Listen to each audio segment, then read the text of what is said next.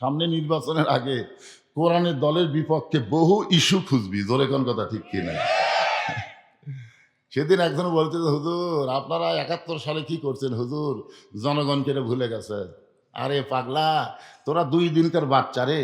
আমার যত চাচা ছিল, বাপ ছিল, দাদা ছিল, তাদেরকে আমি 71 সাল জিজ্ঞাসা করে বলতাম আপনারা কি স্বাধীনতা যুদ্ধের সময় কত বড় ছিলেন? আমার এক দাদা আমার হাতে, এই তুই ছোট মানুষ, তুই বুঝিস কিসের স্বাধীনতা রে? ওটা তো গন্ডগোলের বছর।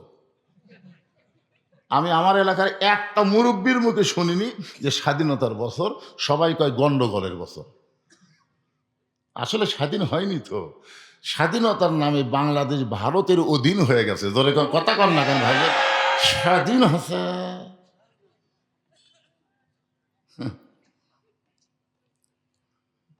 এই জিনিসগুলো আমাদের বোঝা লাগবে, বুঝি না তো। যুবকেরা খালি লাফালাফি করে। 30 লক্ষ মা বোনদের 30 লক্ষ শহীদ হচ্ছে, 30 লক্ষ বলে শহীদ হচ্ছে। আচ্ছা 30 লক্ষ যদি শহীদ হয়, 68,000 গ্রামে কত করে পড়তেছে? প্রতি গ্রামে কটি করে পড়তেছে? আমি যেই গ্রামে যেই ইউনিয়নে ওয়াজ করবার যাই, আমি বহু মুরব্বী জিজ্ঞাসা করি যে 71 সালে আপনাকে এলাকা কয়জন মরিছে? কয়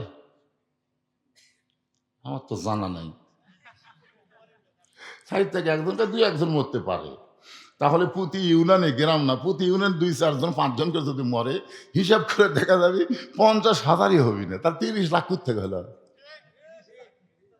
এর গাঁজাখড়ি গল্প কইয়া বাংলার মানুষদের ভুলাইছো। আগামীতে কোরআন যখন সংসদে যাবে, এই বাংলাদেশের কোনো গাঁজাখড়ি গল্প চলবে না। ধরে কোন কথা ঠিক কিনা? এই জন্য আল্লাহ বলেছেন, ইয়া আইয়ুহাল্লাযীনা আমানুত্তাকুল্লাহা ওয়া কুনু মা'আস সাদিকিন। দ্বিতীয়বার বলো, কি বুঝাচ্ছে?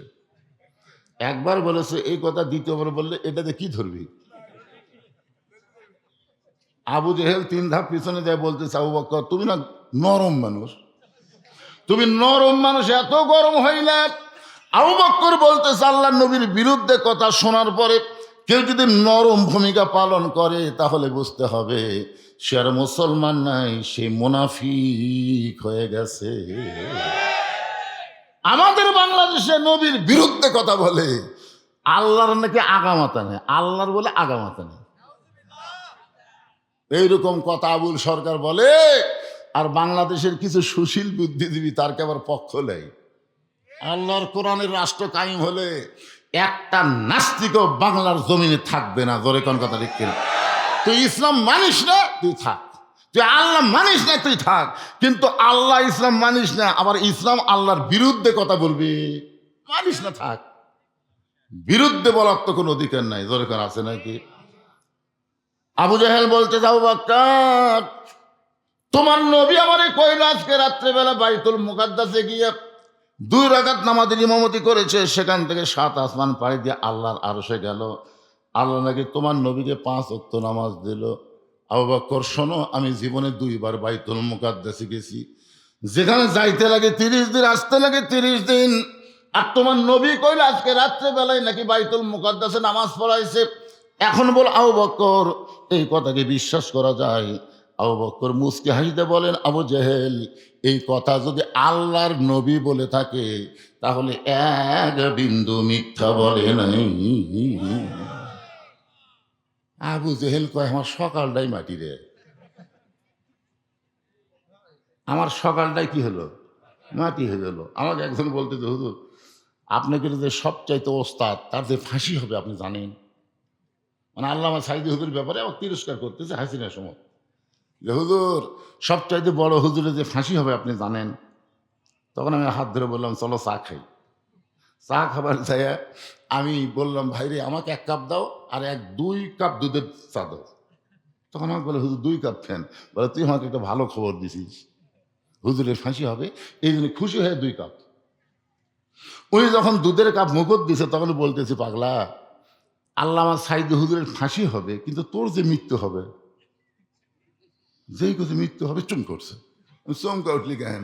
আরে পাগলা, ফাঁসির তারিখ আছে রে, মরার কোনো তারিখ নেই। জোরে কোন কথা ঠিক কিনা? আপনারা বলেন তো ফাঁসির তারিখ নাই, যে অমুক তারিখে ফাঁসি হবে রাত 12টায়। দেখবেন ফাঁসির আগে নামাজ পড়া, রোজা করা, তৌবা করা, কান্নাকাটি করা, সব কিছু করে তারপরে ফাঁসির দড়ি যখন গলার দিবি তখন আবার কলমা শাহাদত, কলমা তাইবা পড়তে পড়তে ফাঁসি কার্যকর হবে। রাসূল বলেছেন, শেষ বাণী লা ইলাহা ইল্লাল্লাহ, ও যত বড়ই পাপী হোক আল্লাহ তার জন্য জান্নাতের দরজা খুলে দেয়। কিন্তু তুই যে মরবি, তোর মৃত্যু হবে, তুই কি কলমার গ্যারান্টি আছে? আচ্ছা না হুজুর, এখন বল তাহলে কোনটা ভালো? তখন চা খাতে খাতে কই, এই দিক দিয়ে তো ফাঁসি ভালো। আমি বললাম, পাগলা আর এক কাপ খাই যাস। ওই দাদা বলতেছে, কার কাছে কি খবর দিলাম রে, কাম হলো না রে। যার কাছে আল্লাহর কোরআন আছে, যে রীতিমতো আল্লাহর কোরআনকে তেলাওয়াত করে, তার কাছে কোনো আজে বাজে খবর দিয়ে লাভ নাই।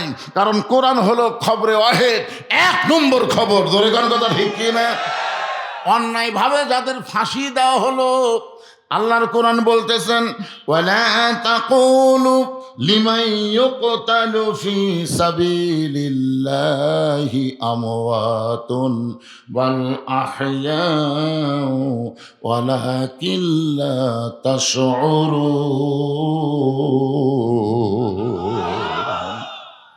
আপনার বলেন তো, এই খবর আমাদের কাছে আছে না নাই? তার মানে কি বুঝলেন? ফাঁসি দেওয়া মানে মরে যাওয়া না, অন্যায়ভাবে হত্যা করা হলো। আল্লাহ বলছেন তাদেরকে মৃত্যু বলো না, আমি আল্লাহ বলতেছি তারা জীবিত। আবু বকর এক দৌড়ে এসে দেখে আল্লাহর নবী কাবা ঘরের সঙ্গে হেলান দিয়ে কাঁদতেছেন, নবীর চোখ দিয়ে দর দর করে পানি পড়তেছে। আবু বকরের হাতে একটা পাগড়ি ছিল, ওই পাগড়ি দিয়ে নবীর চোখের পানি মুছে দিয়ে বলে, ইয়া রাসূলুল্লাহ, আজকে আমার জীবনের সবচাইতে বড় খবর, আজকে আপনার জীবনের সবচাইতে বড় খবর, আপনি নাকি আল্লাহর আরশে গেছিলেন, আপনি নাকি আল্লাহর কাছে গিয়ে 5 ওয়াক্ত নামাজ পাইছেন।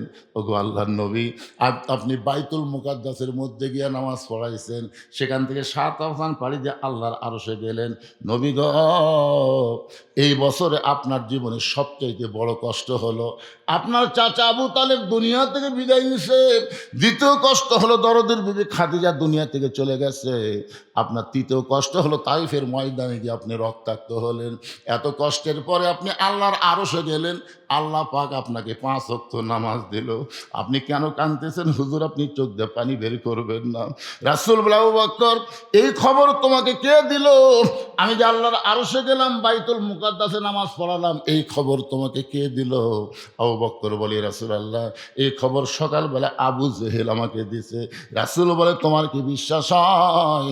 আবু বকর বলে, সাদ্দাকতে ইয়া রাসূলুল্লাহ, এক বিন্দু মিথ্যা নয়। সঙ্গে সঙ্গে নবী আবু বকরকে বুকের মধ্যে চেপে ধরল, আবু বকর রে, আবু জেহেল যখন আমাকে পাগল বলে চলে গেছে তখন থেকে আমার কলিজায় বড় কষ্ট, কিন্তু তুমি যখন সাদ্দাকতা বলেছ আমার আর কোনো কষ্ট নাই। আল্লাহ বলে, হাবিব, যে আবু বকর সাদ্দাকতা বলে আপনার অন্তরের কষ্ট দূর করে দিল, আমি আল্লাহ পুরস্কার হিসাবে তাকে সিদ্দিক ডিগ্রি দিয়া দিলাম। চারিদিক থেকে সাহাবীরা আসা শুরু হয়ে গেল। এসে বলতেছি, ইয়া রাসূলুল্লাহ, আপনি নাকি বাইতুল মুকাদ্দাসে নামাজ পড়াছেন, আপনি নাকি 7 আসমান পাড়ি দিয়ে আল্লাহর কাছে গেছেন, আল্লাহ পাক নাকি আপনাকে নামাজ দিছে। আল্লাহ রাসূল বললেন, তাহলে তোমরা সবাই বসো। সমস্ত সাহাবী যখন বসে গেছে, আল্লাহ নবী তখন 5 ওয়াক্ত নামাজ, ফাসাল্লিলি রব্বিকা, হাউজে কাউসার পাওয়া গেলে 1 নম্বর হলো নামাজ। সর্বসাকুল্য নামাজ কয় ওয়াক্ত? এই আমার দিকে একটু তাকায় শোনেন, কয় ওয়াক্ত? 24 ঘন্টার মধ্যে 5টা সময় আল্লাহর পছন্দ, আর সেই 5 সময়ে আল্লাহ 5 ওয়াক্ত নামাজ আমাদের উপরে ফরজ করছেন। সর্বসাকুল্যে দিন রাতে কয় ঘন্টা? কথা কন না কেন, কয় ঘন্টা? এই 24 ঘন্টার মধ্যে 5টা সময় আল্লাহর পছন্দ। সূর্য উদয় হওয়ার আগে আল্লাহর 2 রাকাত ফরজ নামাজ, সে নামাজকে বলা হয় ফজরের নামাজ। আসলে আল্লাহ সর্বসাকুল্যে 17 রাকাত নামাজ নবীকে দিচ্ছেন। কয় রাকাত? 17 রাকাত। এটা কিন্তু আল্লাহর দেওয়া নামাজ, খুব খেয়াল করবেন। এর মধ্যে কিন্তু জুম্মা নাই। এই যুবকের, এই 5 ওয়াক্ত বাদ দেখালে জুম্মা মারো, এই জুম্মা কিন্তু এই 17-এর মধ্যে নাই। জুম্মা হচ্ছে দুনিয়ার নামাজ, আর 17 হচ্ছে আরশের নামাজ। জোরে কেন সুবহানাল্লাহ। আজকে যেই নামাজগুলার ওয়াজ করা হবে এই নামাজগুলো হচ্ছে আরশের নামাজ। ধরে কোন জায়গার নামাজ? এই জুম্মা পাটি মসজিদ দোতলা করতেছে, কেবা দোতলা খান বলে হুজুর এত মুসল্লি হয়, জায়গা হয় না, এত মুসল্লি হয় হুজুর, একতলা টাঁটে না, দোতলা করতেছি। তো দোতলায় যখন করতেছে ফজরের খবর কি? তখন বলতেছে ফজরের খবর 5 জনের উপর হয় না। জোহরের খবর কি? কয় কাজ কামের দিন আসে না। আসরের খবর কি? কয় বাজারত গেছে। মাগরিবের খবর কি? কয় বাজার করে এসে হিসাব করতেছে। এশার খবর কি? কয় হুজুর শরীর ভালো থাকলে ওই মানে কি ফজরত আইসা। তোমাকে মসজিদের মধ্যে কয় কাতার? হচ্ছে কমপক্ষে 6 কাতার। তো 6 কাতারের এক কাতারই হয় না, তাহলে দোতলা করবো কেন? তখন একজন সেক্রেটারি বলতেছে হুজুর ওই যে জুম্মার দিনে সবার শেষে এসে আগে যায় ওই শালাকের জন্য দোতলা। এরা কিন্তু মুসল্লি না, এরা কি? আল্লাহ কোরআনে বলেন ফাওয়াইলুল লিল মুসাল্লিন আল্লাযীনা হুম আন সালাতিহিম সাহুন আল্লাযীনা হুম ইরাউন ওয়া ইয়ামনাউনাল মাউন। যারা জুমার নামাজ পড়ো বাজার, মন খারাপ করো না, আগে 5 ওয়াক্ত ওয়াজ শোনো।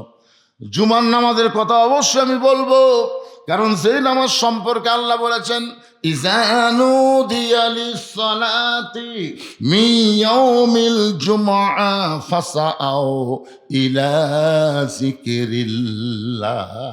এখানে জুমার নামাজের কথা আছে না আজানের কথা? খুব খেয়াল করে শোনেননি। ইযা নুদিয়া লিস-সালাতি মিন ইয়াউমিল জুমআ ফাসআউ ইলা যিকরিল্লাহ। জুমার নামাজের আজান যখন দিবে, আজান শোনার সঙ্গে সঙ্গেই তোমাদেরকে একটু দৌড়ানোর মতন জোরে হেঁটে মসজিদে যাওয়া লাগবে। হুকুম কার? তাহলে আপনাদের সবার শেষে আসলেন,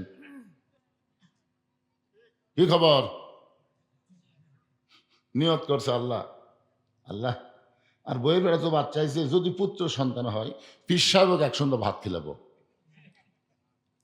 আল্লাহ একটা কন্যা সন্তান দিচ্ছে।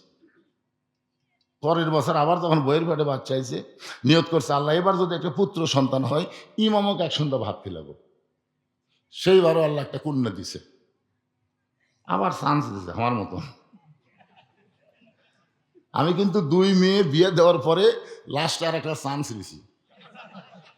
আমার ছোট মেয়ে কেবল ক্লাস 6-এ পড়ে, আর বড়গুলার বিয়ে হয়ে গেছে, বুঝলেন?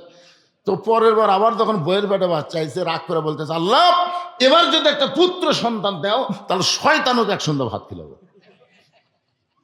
মানে জানে যে দিবি না, এই মনে করে নিয়ত করছে, কিন্তু আল্লাহ একটা পুত্র দিছে। এখন বাপের সাথে মায়ের কিন্তু চিন্তা বেশি, মায়ের চিন্তা বেশি। বাচ্চা কোলত নিয়ে বলতেছে দিয়ে আল্লাহ বোঝে মন কাইলা নিতে কতক্ষণ। তুমি মান্নত করছো, মান্নত পুরা করো। স্বামী পাওয়া যায়, পীর পাওয়া যায়, ইমাম পাওয়া যায়, শয়তান কোথায় পাই? কোথায় বাবাতে নিয়ত করলে কেন? কোথায় বাবাতে নিয়ত করলে কেন? যতক্ষণ শয়তান দাওয়াত না দিবে তোমার বাড়ির ভাত নেই। প্রধানমন্ত্রী খেপে গেলে এখন প্রেসিডেন্টের যাওয়া হয়। ওই মন খারাপ করে রাস্তা ঘুরতেছে, একজন বলে ভাই মন খারাপ কেন? বেটা হয়েছে। তো বেটা হলে তো খুশি হওয়ার কথা। বলে নিয়ত করছি শয়তানকে একসঙ্গে ভাত খেলাবো। শয়তান কোথায় পাই? লোকটা বলতে শয়তান যদি পাওয়ার চাও তাহলে 8 রশিদ যাও। কারণ আমার বাবা মাঝে মধ্যে চোখ বন্ধ করে, মাঝে মধ্যে চোখ বন্ধ করতে হয়। এরা তো দুনিয়ার সুদ ঘুষ এগুলা কিছুই দেখে না, বুঝলেন? দুনিয়াতে কি হচ্ছে এগুলা দেখে না, খালি মানে কিছুক্ষণ পর পরে দেয় ঝাঁকি। ঝাঁকির চোটে এক মুরিদ পড়ে গেছে। তো বলতেছে বাবা এত জোরে ঝাঁকি দিলেন, ঝাঁকি সহ্য করবার না পারে কাত হয়ে পড়ে গেছে।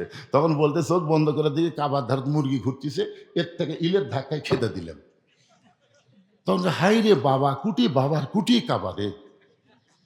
যেই বাবা চোখ বন্ধ করলে গোটা পৃথিবীর খবর বলতে পারে, আমার সেই বাবাই বলতে পারবে শয়তান এখন কোন জায়গায়। যা বাবার কাছে যা।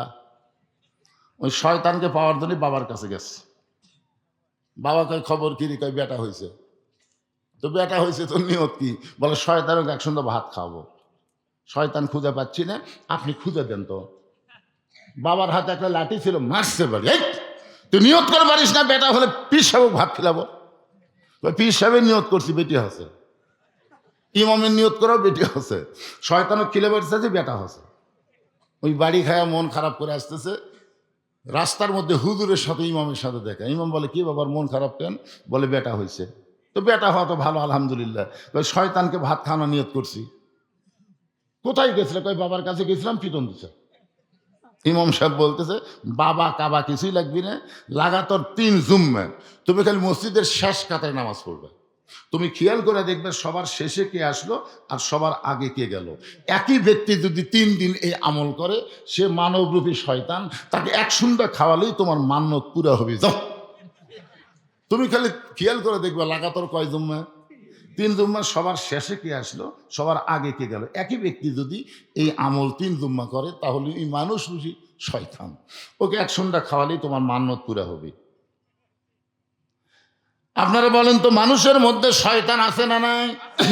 সূরা নাস পড়েন, সবাই বলেন কুল আউযু বিরাব্বিন নাস মালিকিন নাস ইলাহিন নাস মিন শাররিল ওয়াসওয়াসিল খান্নাস আল্লাযীনা ইউওয়াসবিসু ফি সুদুরিন নাস মিনাল জিন্নাতি ওয়ান নাস। এখন 5 ওয়াক্ত নামাজের কথা হবে, জুমার নামাজের কথা আসতেছি। কি মন খারাপ করতেছেন? 5 ওয়াক্ত সূর্য উদয়ের আগে যেই নামাজটা আমরা পড়ি 2 রাকাত জামাতের সঙ্গে, সেই নামাজ হলো ফজরের নামাজ। আল্লাহ রাসূল বলেছেন ফজর এবং এশা কেউ যদি বাড়িতে নামাজ পড়ে তাহলে সে মুনাফিকি অর্জন করবে। এই 2 ওয়াক্ত নামাজ বাড়িতে পড়া চলবে না, এটা জামাতের সঙ্গে আদায় করা লাগবে। সূর্য যখন পশ্চিম দিকে হেলে যাবে, এমন সময় 4 রাকাত নামাজ জামাতের সঙ্গে আদায় করা লাগবে। এই নামাজ হলো যোহরের 4 রাকাত ফরজ নামাজ। সূর্যের পাওয়ার যখন কমে যাবে, এমন সময় 4 রাকাত নামাজ জামাতের সঙ্গে আদায় করা লাগবে। এই 4 রাকাত নামাজ হলো আসরের নামাজ। সূর্য অস্ত যাওয়ার সঙ্গে সঙ্গে আজান দিয়ে যেই নামাজ অল্প সময়ের মধ্যে আদায় করা লাগবে, 3 রাকাত ফরজ নামাজ। এই নামাজের নাম হলো মাগরিবের নামাজ। জোরে কোন কোন নামাজ? রাতটা যখন একটু গাঢ় হয়ে যাবে, এমন সময় জামাতের সঙ্গে 4 রাকাত নামাজ আদায় করা লাগবে। এই নামাজটা হলো এশারের নামাজ। এমন সময় হযরত ওমর দাঁড়াইছে। রাসূল বলে ওমর তুমি মনে হয় কিছু বলবা। ওমর বলতে যে হুজুর আপনার 5 ওয়াক্ত নামাজের খবর শুনলেন, কিন্তু আমার কাছে একটু কেমন যেন লাগতেছে। রাসূল বলে কেমন লাগতেছে? বলে ফজরের ফরজ 2 রাকাত জোড় আছে, জোহর 4 রাকাত জোড়, আসর 4 রাকাত জোড়, এশা 4 রাকাত জোড়, কিন্তু মাগরিব এই 3 রাকাত বেজোড় কেন? আর 5 ওয়াক্ত নামাজের ফজরে আজান দেওয়ার 8 ঘন্টা পর ফজরের নামাজ হয়, জোহরে আজান দেওয়ার 15 মিনিট পরে জোহরের নামাজ হয়, আসরে আজান দেওয়ার 15 মিনিট পরে আসর হয়, এশার আজান দেওয়ার 15 মিনিট পরে এশা হয়। কিন্তু মাগরিবের আজান দিলে 15 মিনিট পরে মসজিদে এসে দেখে মসজিদ ফাঁকা, কেউ নেই। তো মাগরিবের আজানের সাথে সাথে কেন মাগরিব পড়া লাগবে আর 3 রাকাত কেন হলো? এটা একটু আমার জানবার বিষয়। আপনাকে কি জানবার মন চায়? সঙ্গে সঙ্গে আল্লাহ নবী বলেন ওমর এই মাগরিবের 3 রাকাত ফরজ নামাজ যখন আল্লাহ আমাকে দিচ্ছেন, এমন সময় আল্লাহ বলেন হাবিব আপনার উম্মতেরা মাগরিবের 3 রাকাত নামাজ জামাতের সঙ্গে আদায় করলে আমি আল্লাহ কেমন খুশি হব আপনি কি শুনবেন না? রাসূল বলে আল্লাহ আমি শুনতে চাই। তাহলে আপনার উপর যেই কিতাব নাজিল করেছি ওই কোরআনের মধ্যে একজন নবীকে আমি আলোচনা করেছি, যেই নবীর নাম হলো ইয়াকুব নবী। ধরে বলেন নাম কি? যারা যুবকেরা আছে আমার সঙ্গে একটু গুনগুন করে বলো, ইয়াকুব নবী বাস করিতেন কেনানে, সবার চাইতে ভালোবাসতেন ইউসুফকে। ইয়াকুব নবী একদিন নির্জনে আল্লাহর কাছে কাঁদতেছে। ইয়াকুব নবী এই মাগরিবের 3 রাকাত কেন একটু মনোযোগ দিয়ে শুনবেন। নির্জনে কার কাছে কাঁদতেছে? কান্দার বিষয় হলো আল্লাহ আপনি আমাকে 12টা সন্তান দিয়েছেন, কিন্তু 2টা সন্তান এত ভালো আর এই 10টা এত খারাপ কেন হলো? সন্তান খারাপ হলে বাপের কষ্ট আছে না নাই? কথা কোন আছে না নাই? একজনের ছেলে নামাজ পড়ে আর আপনার ছেলে সারাদিন টুটু কোম্পানির ম্যানেজার, তাহলে আইডিয়ার মতন ঘুরতেইছে, আপনার খারাপ লাগে না? জোরে যেন খারাপ লাগে না? তাহলে আমার দুইটা সন্তান এত ভালো, কিন্তু এই 10টা এত খারাপ কেন হলো? আল্লাহ বলে, ইয়াকুব তোমার বউ কয়টা? ইয়াকুব বলতেছে, আল্লাহ আমার বউ হলো 2টা। ইয়াকুব নবীর বউ কয়টা? আল্লাহ রাসূল বললেন, তোমার যে বউ ভালো, সে বউয়ের পেট থেকে যে 2 সন্তান হয়েছে, বনিয়ামিন ইউসুফ, এই জন্যে তোমার এই 2 সন্তান ভালো। আর তোমার যে বউ খারাপ, এই বউয়ের পেট থেকে যে 10টা সন্তান হয়েছে, এই 10টা সন্তানই খারাপ। এখান থেকে প্রমাণ পাওয়া গেল, বাবা যতই ভালো হোক সন্তান ভালো হবে না। সন্তান ভালো হবার গেলে মা ভালো হওয়া লাগবে। কে ভালো হওয়া লাগবে? আপনাকে পর্দার ব্যবস্থা আছে, পর্দার মধ্যে মায়েরা আছে না নাই? জোরে কোন আছে না নাই? আচ্ছা, আপনাকে এলাকায় সত্যি করে বলবেন, আপনাকে এলাকার কি মেয়েরা মাথার চুল বেচায়?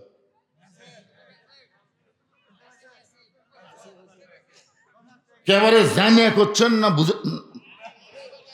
আচ্ছা, এরকম কোন স্বামী এখানে আছেন যে হুজুর আমার বউ চুল বেচে? এরকম একটা স্বামী আছেন? আজকে একটা ওয়াজ হবে, বুঝলেন? না না না, যার বউ বেচে সে স্বামী খাওয়া লাগবে।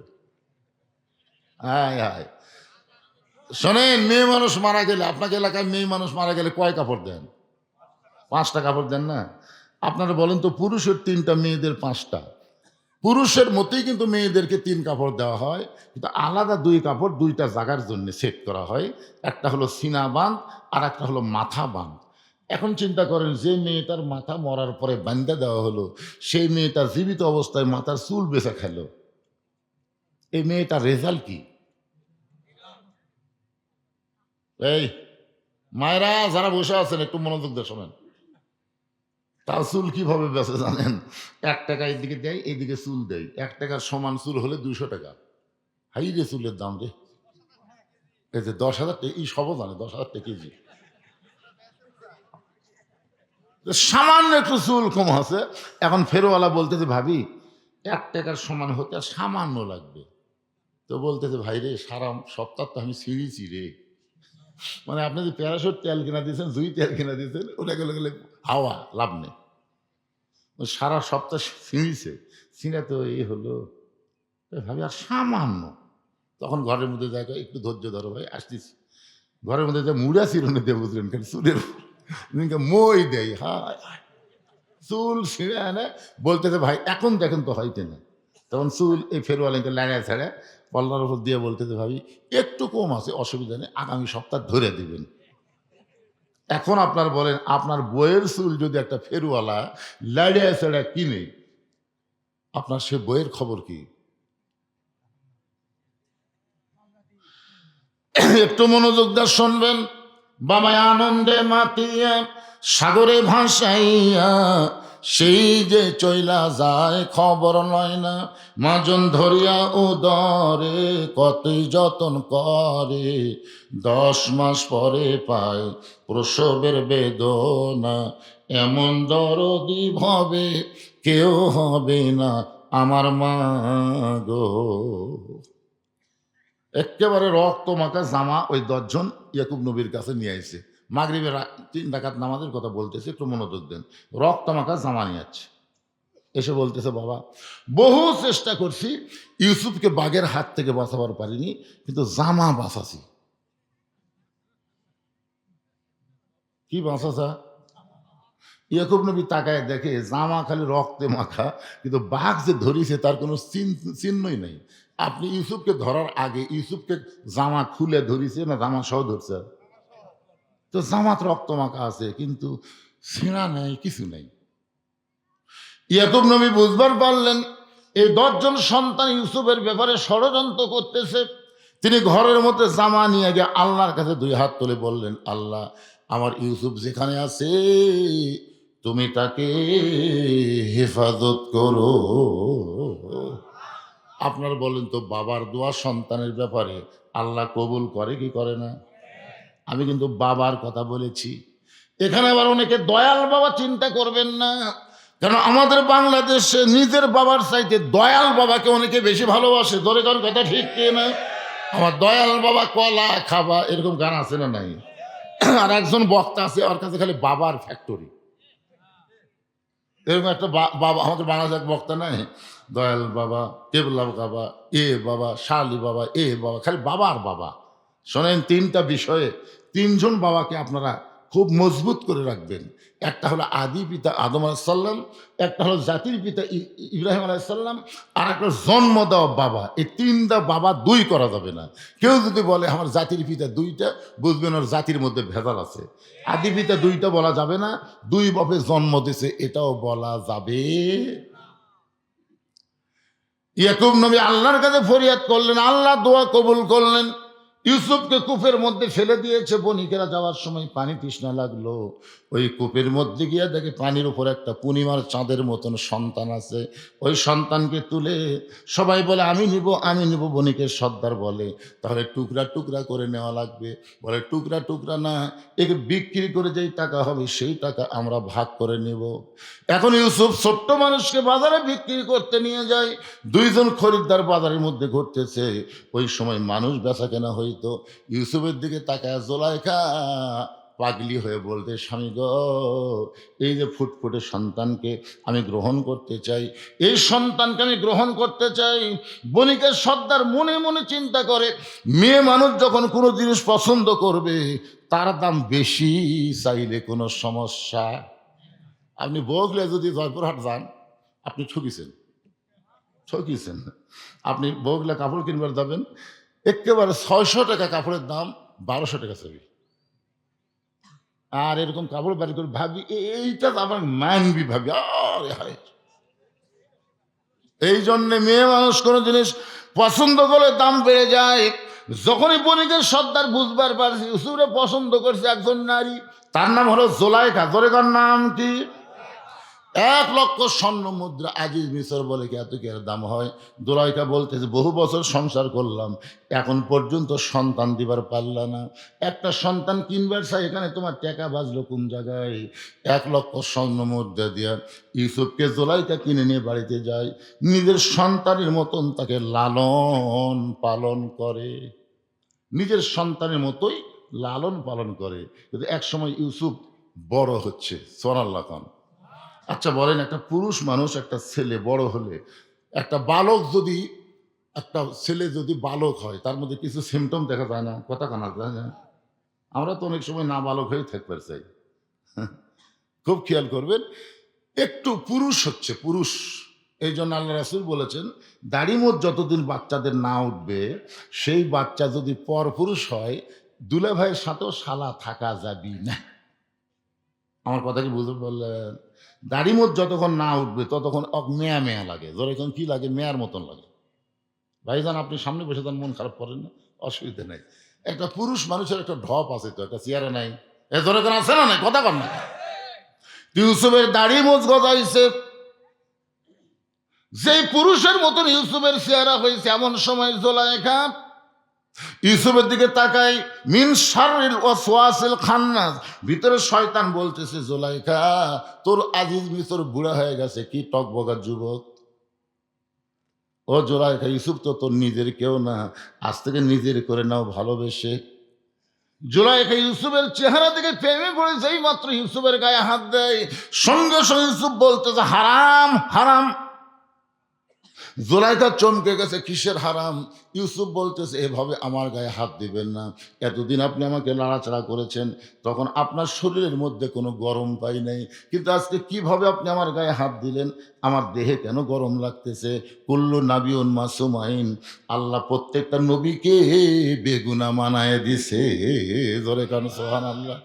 জোলাইখা চিন্তা করে দেখে সোজা আঙ্গুলে ঘি উঠবে না, আঙ্গুল বাঁকা করা লাগবে।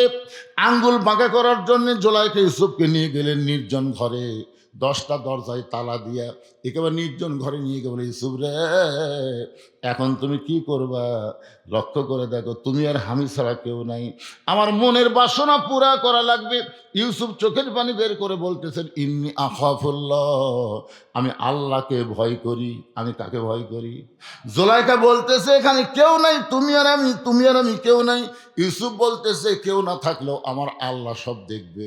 এই কথা বলে ইউসুফ যখন পালাবার চায়, জুলাইখা চিন্তা করতেছে, যতই পালাবার চাও দরজার তালা মারছি, চাবি আছে আমার হাতে। নাসরুম মিনাল্লাহি ওয়া ফাতহুন করিব ওয়াবাশশিরিল মুমিনিন। প্রত্যেকটা দরজার তালা খুলে গেল, সমস্ত দরজার তালা খুলে ইউসুফ যখন শেষ দরজার তালায়, এমন সময় জুলাইখা রাগিনী ভাগিনী হয়ে ইউসুফের জামার পিছন দিকে এভাবে খামচে ধরছে। তালা দিয়ে আটকান গেল না, তারপরে চলে যাবে, যাবার দেব না। জামা যখন খামচে ধরছে, যার কোলে যায় আল্লাহর ভয়, তার কি কোনো জামার মহব্বত হয়? ইউসুফ যখন পালায় গেছে, এমন সময় জুলাইখা মাথার চুলগুলো এলোমেলো করে বিচারকের কার্যালয়ে রাজদরবারে এলোমেলো চুল করে বলতেছে, ও বিচারক মণ্ডলী, যাকে সন্তানের মতন লালন পালন করলাম, সে ইউসুফ আমার ইজ্জত নষ্ট করবার চাই। আমাকে এমনভাবে ধরেছিল, আমি যদি আজকে নিজকে রক্ষা না করতাম, তাহলে আমার ইজ্জত বাঁচাবার পারতাম না। সঙ্গে সঙ্গে সমস্ত বিচারক বলে, জুলাইখা, এমন করে আপনি কাঁদবেন না, অবশ্যই ইউসুফের বিচার হবে। আপনারা বলেন তো, জুলাইখা অভিযোগ করেছে, কিন্তু বিচারকরা বলতেছে অবশ্যই বিচার হবে। এখানে তদন্তের দরকার আছে না নাই? তদন্ত ছাড়াই বিচার। আমি সংক্ষেপে বলতেছি, মাগরিবের 3 রাকাত নামাজ আমরা কেমনে পাইলাম ভাইজান? এই নামাজ পড়লে আমাদের লাভটা কি? এই নামাজটা এরকম ব্যতিক্রম হলো কেন? ফজর 2 রাকাত হলো জোর, জোহর 4 রাকাত জোর, আসর 4 রাকাত জোর, এশা 4 রাকাত জোর, কিন্তু মাগরিবের অল্প সময়ের মধ্যে গল্প করা লাগবে। এই 3 রাকাত বেজোর, এটা কেন পড়লে লাভটাকে, এটা বোঝানোর জন্য বলতেছি। এখন পরের দিন বিচার হচ্ছে, সংক্ষিপ্ত ভাই বলতেছি, বিচার হাজার হাজার মানুষ আইছে বিচার দেখার জন্যে। জুলাইখা তাকে ছোট্ট থেকে লালন পালন করছে, সে ইউসুফ নাকি, হায় রে, নিজের মায়ের মতন জুলাইখার ইজ্জত নষ্ট করবার আছে। এই নিমক হারামের ঢপটা কেমন? সবাই দেখতেছে, তাকে ইউসুফ দাঁড়িয়ে আছে, ইউসুফের চেহারার দিকে তাকায় দেখে এই মানুষটা এত সুন্দর মানুষ, কোনোদিন মানুষ নির্যাতন করতে পারে না, কোনোদিন বাড়ি ঘর পোড়ায় দিবার পারবে না, কোনোদিন ইজ্জত নষ্ট করবে না, অপরের সম্পদ নেবে না। আল্লামা সাইদি হুজুরকে 50 বছর মানুষ বাংলাদেশের প্রত্যেকটা তাফসির জগতে দেখেছে। আপনার বলেন তো, তার চেহারার মধ্যে যুদ্ধ অপরাধের কোনো চিহ্ন আছে? মানুষ খুন করছে, বাড়িঘর লুটতারাজ করছে, হাসিনা যেগুলো কেস দিছে, হায় হায়। আল্লাহ কোরআন দিয়ে তদন্ত করলেন, ইন্নামা ইয়াখশাল্লাহ মিন ইবাদিহিল উলামা। বান্দা সময়ের মধ্যে আলেম বান্দারাই সবচাইতে আল্লাহকে বেশি ভয় করে, এ কথা বললেন আল্লাহ। আর হাসিনা বলতেছে আলেমরা নাকি নির্যাতন করে। আপনার বলেন তো, ওনার চেহারার মধ্যে, সুরতের মধ্যে, কথাবার্তার মধ্যে উনি যে যুদ্ধপরাধী, নারী নির্যাতন করছে, এগুলো কি বোঝা যায়? সবাই ইউসুফকে দেখতে আশ্চর্য হয়ে যায়।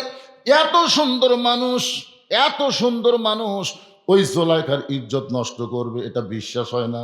এমন সময় প্রধান বিচারপতি বলে, ইউসুফ, যিনি তোমাকে সন্তানের মতন লালন পালন করলো, আর তুমি তার ইজ্জত নষ্ট করবার চাও, এই কথা প্রধান বিচারক বারবার যখন বলতেছে, এমন সময় মায়ের কোল থেকে 2.5 মাস, কোনো কিতাবে লিখছে 3 মাসের একটা বাচ্চা জবান খুলে বলতেছে, রে প্রধান বিচারপতি, শুধু জুলাইখা অভিযোগ করলো আর তোমরা ইউসুফের বিচার শুরু করলে। অভিযোগ শুনে বিচার করলে হবে না, তদন্ত করা লাগবে। বিচারপতি কয়, কে রে, এটা কে রে, কে কথা বললো রে? তখন এক মা বলতেছে, আমার এই বাচ্চা 2.5 মাস বয়স, কি কথা কয়? প্রধান বিচারপতি বলতেছে, তা আমার কাছে নিয়ে আসো। প্রধান বিচারপতির কাছে যখন নিয়ে যাওয়া হয়েছে, ওই বাচ্চাটার জবান আল্লাহ খুলে দিছে। বাচ্চা বলতেছে, রে বিচারপতি, শুধু অভিযোগ করেছো, অভিযোগ শুনে বিচার করো, তদন্ত করে দেখো, তদন্ত করে দেখো, যদি ইউসুফ জুলাইখাকে ধরবার চায়, ইউসুফ যদি জুলাইখার ইজ্জত নষ্ট করবার চায়, তাহলে জুলাইখা ইজ্জত বাঁচানোর জন্য ইউসুফের জামার সামনে ছিঁড়ে ফানাফাট করে দিবে। কারণ ইউসুফ ধরবার গেছে, ধরে কখন কী করবার গেছে, আর জুলাইখা বাঁচবার চায়, তাহলে জামার সামনে ছিঁড়ে ফানাফাট হয়ে যাবে। আর যদি জুলাইখা ইউসুফকে ধরবার চায়, ইউসুফ যদি তার ইজ্জত রক্ষা করতে চায়, তাহলে জামার পিছন দিকে ছিঁড়া হবে। এখন তদন্ত করে দেখো তো, ইউসুফের গায়ের জামার খবর কি? সমস্ত বিচারক তদন্ত করে দেখে, জামার সামনে তো ছেঁড়া দূরের কথা, কোনো ময়লাও পর্যন্ত নাই, আর পিছন দিকে তাকায় দেখে জামার অনেক জায়গায় ছেঁড়া। সমস্ত বিচারক চোখ বন্ধ করে মনে মনে কয়, ইউসুফ তুমি নির্দোষী, কিন্তু আমরা জবান বন্ধ করেছি, আমরা জবান বন্ধ করেছি। ইউসুফ তুমি নির্দোষী, কিন্তু একজনের ভয়ে আমরা জবান বন্ধ করছি। প্রত্যেকটা বিচারকই কিন্তু জানতো আল্লামা সাইদি হুজুর নির্দোষী, ধরে কোন কথা ঠিক না, কিন্তু আমরা জবান বন্ধ করেছি। মানে এমন একটা ভয় দেখাইছে, এমন একটা লোভ দেখাইছে, যে লোভের কারণে চিন্তা করে দেখেন, ইউসুফ তুমি নির্দোষী, কিন্তু আমরা জবান খুলবার পারতেছি না, আমরা বড় বিপদে আছি। কিছুক্ষণ পরে আজিজ মিশর জোরাইকার স্বামী বলতেছে, এই বিচারক, এই তদন্তের রিপোর্ট কি, তদন্তের রিপোর্ট কি? প্রধান বিচারপতি বলতেছে ইউসুফ দোষী। কারণ আজিজ মিশর প্রধানমন্ত্রী, আর তারই বউ হলো জোলাইখা, কোনটা বাঁচায়? যার কারণে বলে ইউসুফ দোষী। সঙ্গে সে ইউসুফ একটা গান গাইতেছে, বিনা দোষে দোষী কইয়া, বিনা দোষে দোষী কইয়া ইউসুফ গেল জেলখানা, আল্লাহ উপায় বলো না, জনম দুঃখী কপাল পোড়া নবী ইউসুফ একজনা। 23 সালে আগস্টের 14 তারিখে আল্লামা সাইদি হুজুরকে হত্যা করেছে। 24 সালের 5 আগস্টে ওই কালকি জোলাইখা বাংলাদেশ থেকে পলান লাগছে। ধরে কোন কথা ঠিক কিনা? আল্লাহর বিচার আছে না নাই? আমার আগে আমার দ্বিতীয় বক্তা ভাই ওয়াজ করতেছিল, তো ইজ্জু মান তাশা ওয়া তুযিল্লু মান তাশা বিয়াদিকাল খায়র ইন্নাকা আলা কুল্লি শাইইন কাদির। আল্লাহ এক সময় ইউসুফকে মিশরের খাদ্যমন্ত্রী, শেষ পর্যন্ত প্রেসিডেন্ট বানায় দিয়েছে। সুবহানাল্লাহ কোন। মিশরে যখন খাদ্যমন্ত্রী ইউসুফ নবী, তখন ওই 10 জন, কোন 10 জন? ওই 10টা হাত পা বান্ধে যে কুয়ার মধ্যে ফেলে দিছে, ওরাই আছে। ইউসুফ নবীর সামনে দাঁড়ায় বলতেছে, আমরা হলাম কিনান দেশের অধিবাসী, আমাদের বাবা হলো ইয়াকুব নবী, আমরা আপনার কাছে একটু খাদ্য সাহায্য চাই। কিছু চোখ বন্ধ করে দেখি এরাই তো। এতই কান্না কান্দিছি রে আমি, এতই কান্না করছি যে ভাইজান হাত পা বান্ধা কুয়ার মধ্যে ফেলে দিস না ভাই, যদি আমাকে পছন্দ না করিস আমি চলে যাবো যেখানে খুঁজি সেখানে, কিন্তু আমাকে এইভাবে ফেলে দিস না ভাই। এতই কান্দা কান্দিছি, কিন্তু এই 10 জন আমার চোখের পানি দেখেনি, আর হাত পা বান্ধা কুয়ার মধ্যে ফেলে দিছে। মন বলতেছে লাগা লাগা, তোর এখন হাতত ক্ষমতা আছে, এই 10টাকে লাগা। আর ইমান বলতেছে মাফ করে দে, মাফ করে দে। কেন ওরা যদি কুয়ার মধ্যে না ফেলাতো, তাহলে আজকে তোকে এই জায়গা কে নিয়ে আইসে? চিন্তা করে দেখেন, একটা সূত্র লাগবে তো। আপনার বুঝতেছেন না ভাইজান? একটু মনোযোগ দিয়ে শোনেন, তাহলে বুঝতে পারবেন। এখন বিয়ার রাতি, বইয়ের ওপর স্বামীর সন্দেহ আছে, বিয়ার বাসর রাতি। তো এখন স্বামী ঘর থেকে বার হয়েছে, তো বাপ মাও কয় কে রে, নতুন বউ ঘর থেকে বার হলি কেন? তখন ছেলে বলতেছে, আব্বা হার বউ সন্দেহ হয়।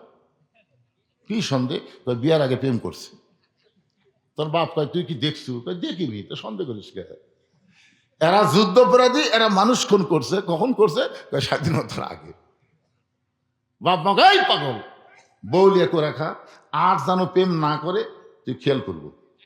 তখন বাপের ঝাঁকিতে ওই বউলিয়া করে খাচ্ছে, খাতে খাতে বাচ্চা কাচ্চা হয়ে গেছে, নাতি নুৎকুরো হয়ে গেছে, বুঝছেন? 42 বছর পর, যখন কয় বছর পর, 42 বছর পর ওই পুরানো ব্যারাম আবার মাথা চাড়া দিছে। ওই পুরানো ব্যারাম স্বাধীনতার সময় কিন্তু শেখ মুজিবুর রহমান সব মাফ করে দিছে, যখন কথা কন না কেন, কিন্তু এই হাসিনা এসে 42 বছর পর আবার এই পুরানো ব্যারাম মাথা চাড়া দিচ্ছে। তো এখন স্বামী বউ বলতেছে তোমাকে তালাক দেবো, বউ বলতেছে আমার দোষ কি? বলে দোষ হলো বিয়ার আগে প্রেম করছি। এই বিয়ার আগে প্রেম করছি, বাসর ঘরে তালাক দেবেন এতদিন পর কেন? আজকে বাংলাদেশে যারা বিশৃঙ্খলা করতে চায় তারাই বলে এরা যুদ্ধপরাধী, এরা রাজাকার। আসলে কথা কিন্তু সত্য না। বাংলাদেশকে ভারতের তলাবিহীন ঝুড়ি বানায় ভারতের করদ রাজ্য বানাবার চায়। জনগণ কথা ঠিক কিনা ভাই?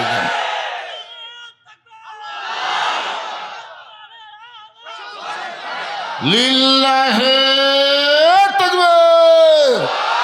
একটু মনোযোগ দিয়ে শুনবেন। মাগরিবের 3 রাকাত নামাজ আর জুমার নামাজ লাগাতার 3 জুম্মা। ধরে কোন কয় জুম্মা? বারান্দায় নামাজ পড়বি, সর্বশেষে যেই লোকটা আসবে, সর্বশেষে যেই লোকটা আসবে, আবার সর্ব আগে যেই লোকটা যাবে, 3 জুম্মা যদি একই আমল করে তাহলে সে মানবরূপী শয়তান। তাকে 1 সন্ধ্যা খাওয়ালেই তোর মান্নত পুরা হবি। মনে আছে না ভুলে গেছেন? আমি কিন্তু কোনো ওয়াজ বলবো না। ফাসাল্লি রব্বিকা ওয়ানহার, 1 নম্বর নামাজ, 2 নম্বর কুরবানি, এই 2টা বিষয়ে আমার আলোচনা চলবে। এটা রজব মাস, এই মাসেই মেরাজ। জোরে কোন ঠিক কিনা ভাইজান? মাগরিবের 3 রাকাত, জোহরের এশার 4 রাকাত, ফজরের 2 রাকাত, তার জোহরের 4 রাকাত, আসরের 4 রাকাত, এই 17 রাকাত নামাজ নিয়ে নবী সাহাবীদের নিয়ে যখন আলোচনা করতেছেন, এমন সময় আবু জেহেল গ্রুপ নিয়ে হাজির। কি নিয়ে হাজির? আবু জেহেলের কিন্তু গ্রুপ আছে, গ্রুপ নিয়ে হাজির। এই গ্রুপের মধ্যে একজন তেলতালা, নাম হলো আবু সুফিয়ান। আবু সুফিয়ান বলতেছে, ও মুসলমানের নবী, তুমি যা বলো মুসলমান তাই বিশ্বাস করে। তুমি যা বলো মুসলমান তাই বিশ্বাস করে। এমন সময় নবীর কাছে একজন সাহাবী ছিল, নাম হলো হযরত উমর। জোরেকার নাম কি? উমর ফারুক দাঁড়িয়ে বলতেছে, এই কাফেরের বাচ্চারা, এই নবী আমাদেরকে নামাজের ওয়াজ শোনাচ্ছে, তোর কোক ডাকলো কে? আপনারা বলেন তো, হযরত আবু বকরের দরজায় আবু জেহেল সকালে না যায়, যদি উমরের দরজায় যেত তাহলে আবু জেহেলের অবস্থাটা কি হতো? হ্যাঁ, এ ভাইজান একটু মনোযোগ দিয়ে শোনেন। উমর ফারুক বললেন, এই কাফেরের বাচ্চারা, নবী আমাদের 5 ওয়াক্ত নামাজের কথা বলতেছে, এখন মাগরিব শুরু করছে, এই সময় তোদেরকে এখানে আসতে বলছে কে? আল্লাহ রাসূল যদি বলতো, ওমর সকালবেলা আবু জেহেল আমার পাগল বানা গেছে, পাগল কয়ে গেছে, এখন গ্রুপ লিয়াচ্ছে, তুমি ধরো। নবী যদি বলতো ধরো, তাহলে একটা কাফেরের বাচ্চা বাঁচবি? দেখেন নেতা কাক কয়, বুঝলেন? আল্লাহ নবী বলে, ওমর এজলেস, ওমর তুমি বসো, ওমর তুমি বসো। ইসলামী আদর্শের নেতা তারাই হবে যারা কর্মীকে উস্কায়া দেয় না, বরং কর্মীকে বসায়া দেয়। আজকে বাংলাদেশে ইসলামী আদর্শের নেতার যে কর্মী আছে, খালি ধরবার করলে একটার বিসিও বাংলাদেশে থাকবি না। জোরে কর কথা, একটার বিসিও থাকবি না। কিন্তু খালি কয়, এই যে দেখেন, এই যে আসন বন্টন নিয়ে দেখছেন, আসন বন্টনে কি হলো? হ্যাঁ, এতদিন ধরে যারা কাজ করতেছে, খালি আমির বলতেছে তোমাকে ওখানে দেওয়া গেল, অমুককে দেওয়া হবে। উনি বলতেছেন উপর থেকে নির্দেশ যা হবে তাই, আমার এখানে আপত্তি। হাই হাই, কি নেতা মানার সিস্টেম রে! আর এটি আইজাকারে নমিনেশন দিয়ে দিয়েছে, একদম মশাল মিছিল, আর একজন ই মিছিল, ও মারো ধরো। এগুলা মানুষের দল, এগুলা আল্লাহর দল না। আল্লাহর দলের কিছু সৌন্দর্য আলাদা আছে। জোরে কোন কথা ঠিক করে? রাসূল বলেন, ওমর এজলেস, বসো। উমর ফারুক যখন বসে গেছে, নবী আমার 2 হাত বাড়ায় বললেন, ও মক্কার সম্ভ্রান্ত ব্যক্তিরা, আপনার যখন এসেছেন তাহলে আপনারা বসেন, আমি 5 ওয়াক্ত নামাজ নিয়ে কথা বলতেছি। এমন সময় আবু সুফিয়ান বলতেছে, আমরা তোমার নামাজের ওয়াজ শুনতে আসি নাই, আমরা তোমার নামাজের ওয়াজ শুনতে আসি নাই। রাসূল বললেন, তাহলে কি জন্য আইছেন? আবু সুফিয়ান বলতেছে, আমাদের নেতা আবু জেহেল 2 বার বাইতুল মুকাদ্দাস ভ্রমণ করেছে, 2 বার বাইতুল মুকাদ্দাসে গেছে। আমাদের জানবার বিষয় হলো বাইতুল মুকাদ্দাসের দরজা জানলা কয়টা? আমাদের জানার বিষয় হলো বাইতুল মুকাদ্দাসের দরজা জানলা কয়টা? নবীর চোখ দিয়ে দর দর করে পানি পড়তেছে। আবু বকর বলে, রাসূলুল্লাহ, সকালবেলা আবু জেহেল আপনাকে পাগল বলে চলে গেছে, এখন গ্রুপ নিয়ে এসে চূড়ান্ত অপমান করার জন্য, আপনি কি দরজা জানলার হিসাব জানেন? রাসূল কান্দার বলে, আবু বকর, আমি শুধু আল্লাহর হুকুমে বাইতুল মুকাদ্দাসের মধ্যে 2 রাকাত নামাজ পড়াইছি, আমি তো দরজা জানলা গুনবার যাইনি। আপনারা জয়পুরহাটের কেন্দ্রীয় মসজিদে নামাজ পড়েন না? পড়েন না? তো যদি আপনি সামনে কাতার নামাজ পড়েন, কোনো মুসল্লি যদি বলে, ভাই নামাজ পড়ছে, তার সামনে কাতার পড়ছি, কারণ বিশ্বাস হয় না, বিশ্বাস হয় না। আরে ভাই পড়ছি ভাই রে, বিশ্বাস হয় না রে। এ তোর বিশ্বাস কেমনে হবি? যদি বলেন মসজিদে কয়টা ফ্যান আছে, তাহলে বিশ্বাস হবে। আপনারা কোনোদিন কি ফ্যান গোনার জন্য ঢুকছেন? তাহলে এইরকম প্রশ্ন করা মানে কি? যেই বলেছে মসজিদে দরজা জানলা কয়টা, নবীর চোখ দিয়ে দর দর করে পানি পড়তেছে। আল্লাহর আবু বকর বলতেছে, রাসূলুল্লাহ যদি কবর না পড়েন আপনাকে চূড়ান্ত অপমান করবে। এমন সময় ফেরেশতা জিবরাইল আল্লাহর কোরআন এসে বলতেছেন, তুইজ্জু মান তাশা ওয়া তুযিল্লু মান তাশা বিয়াদিকাল খায়র ইন্নাকা আলা কুল্লি শাইইন কদির ওয়া রাফা'না লাকা যিকরাক। ওগো নবী, এমন করে আপনি চিন্তা করবেন না, আমি গোটা বাইতুল মুকাদ্দাস আপনার সামনে হাজির করে দিব। বাইতুল মুকাদ্দাস আমার হাতের উপর ঘুরাতে থাকবো, আপনি দেখে দেখে দরজা জানলা গুনে গুনে বলবেন। ফেরেশতা জিবরাইল বাইতুল মুকাদ্দাস নবীর সামনে হাজির করলে নবী সেইটা দেখে দেখে দরজা জানলা যখন বলে দেয়, এমন সময় আবু জেহেল বলতে চলো যাই। আবু সুফিয়ান বলেন তার চূড়ান্ত অপমান করার জন্য এসে চলো যাই কেন বলতেছেন? আবু জেহেল বলতেছে খামাখা গন্ডগোল করে লাভ কি, চলো যাই। আবু সুফিয়ান চিন্তায় পড়ে গেল, এই চলো যাই মানে বোঝা লাগবে, পিছনে পিছনে যাই। তার বলে নেতা এই চলো যাই মানে কি? বলে ঘরের মধ্যে চল। দরজা জানলা বন্ধ করে আবু জেহেল চিল্লায় বলতেছে, ওই আল্লাহর শপথ করে বলতেছি, আব্দুল্লাহর এতিম পোলা হলো আল্লাহর নবী। আবু সুফিয়ান বলতেছে, আল্লাহর নবী এটা যদি শপথ করে বলেন তাহলে ঘরের মধ্যে কেন? চলেন বাইরে যাই। বাহিরে যাই বলবো। আবু জেহেল আবু সুফিয়ান মুখটা চেপে ধরে বলতেছে, পাগল রে, জানি ঠিকই কিন্তু মানি না। ওরে যদি বিশ্ব নবী মানি, ওরে যদি আল্লাহর নবী মানি, তাহলে আমার এই ভুয়া নেতৃত্ব চলবি। আজও আবু জেহেলের যারা দল করে তারা কিন্তু বিশ্বাস করে বিশ্ব নবীর আদর্শের মতন কোন নেতার আদর্শ হবার পারে। সব মিছিল করে আমার নেতার চরিত্র ফুলের মতন পবিত্র। খোঁজরা দেখেন নামাজ পড়ে না এক ওয়াক্ত। আল্লাহর বান্দারা মাগরিবের 3 রাকাত নামাজের কথা আমি আপনাদের সামনে এখন বলবো ভাই। তার আগে এই মসজিদের জন্য উন্নয়ন কল্পে মাহফিল, আপনাদের কাছে একটু ব্যাগ যাবে, রুমাল যাবে, 10 টাকা 20 টাকা 50 টাকা 100 টাকা 500 টাকা 10 মিনিটের মধ্যে আপনারা দান করবেন। দান করার পরে আবার আপনাদের নিয়ে আলোচনা চলবে ইনশাআল্লাহ। আমাকে বলছে হুজুর ওয়াজের একটা মিডল পয়েন্টে, তো মিডল পয়েন্ট মানে কি? আমি যখন ওয়াজ শুরু করছি তখন থেকে এ পর্যন্ত প্রায় 1.5 ঘন্টার বেশি ওয়াজ করছি, 1 ঘন্টা 40 মিনিট। 1 ঘন্টা 40 মিনিট ওয়াজ করার পরে 10টা মিনিটের জন্যে আল্লাহর ঘর মসজিদের জন্য যদি আপনাদের কাছে হাত বাড়ায় আর মানে চেঙ্গা দিয়ে লাভ দেওয়া ওঠেন, উঠবেন না, উঠবেন না। কারণ যেখান থেকে বাড়ি যাওয়ার কোনোই গ্যারান্টি নাই, আপনি কিভাবে লাভ দিয়ে উঠবেন? আপনি কিছু দিবেন, মনে করবেন এটা আমার জীবনের শেষ দান, জীবনের শেষ দান মনে করে এই যুবকের আপনাদের কাছে যাবে, এই বাবা ব্যাগলা ভিতরে ঢোকো। পেজের উপরে কেউ যদি দিবার চান যে হুজুর আমি ব্যাগের মধ্যে দিব না, আমি আপনার হাতে 5,000 10,000 এমনকি 1,500 টাকা দিব, তাহলে এখানে নিয়ে আসবেন। সবাই তার সমান না, অনেক দানবীর আছেন যারা এখানে 5,000 টাকা দিবেন, 10,000 টাকা দিবেন, 1,000 টাকা দিবেন, 500 টাকা দিবেন, তারা ব্যাগের মধ্যে না দিয়ে একটু হাতে দিবেন। আসেন আল্লাহর বান্দারা আসেন, ঘড়ি ধরে মাত্র 10টা মিনিট আদায় করার পরে আমি আবার ইনশাল্লাহ আপনাদের কাছে চলে আসব। লাগাতার 3 জুম্মার শেষ কাতারে নামাজ পড়া লাগবে, মনে আছে না? ভুলে গেছেন? হ্যাঁ, মারাত্মক ওয়াজ, জুম্মার নামাজের ওয়াজ।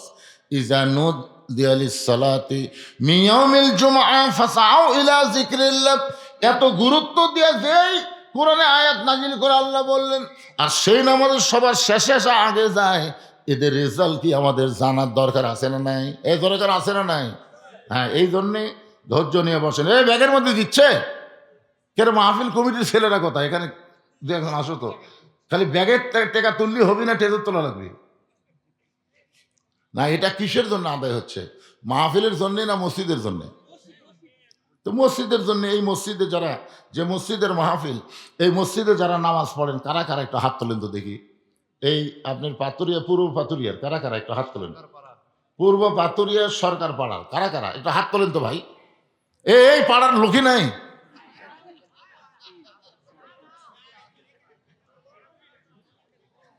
এই যে এটি একজন হাত তুলে আছে। আচ্ছা, যারা এই পূর্ব পাতুরিয়া সরকার পাড়া বাদ দেয় অন্য পাড়ার, তারা হাত তোলেন তো দেখি। মানে সব লোকে বেড়ার। আচ্ছা, হাত নামান। তো এই যারা মাহফিল করলো এরা গেল কোথায়? হ্যাঁ, এই ছেলেরা কোথায় গেছো বাবা? আজকের মাহফিলের সম্মানিত সভাপতি জয়নাল আবেদিন সাহেবকে কিছু দিবেন আপনি? দেন, এখনই আদায় শেষ করে দিয়ে ওয়াজ করুন। আজকের মাহফিলের সম্মানিত সহসভাপতি মাওলানা মামুনুর রশিদ উনি আছেন।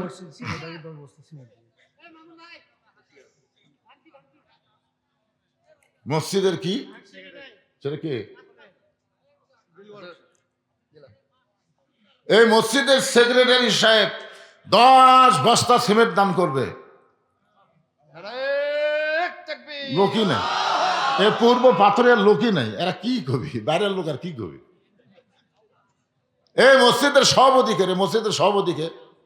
এই মসজিদ কমিটির সভাপতি কোনটা? কোনটা? হুজুর, এই হুজুর কি দিবেন আপনি? কোন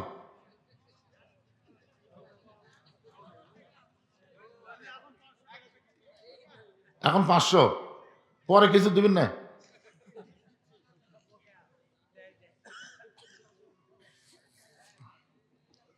এই যুবকেরা যে এত সুন্দর করে ডেকোরেশন করছে, মাহফিল করতেছে, এই টাকাগুলো কি আগে আদায় করছে?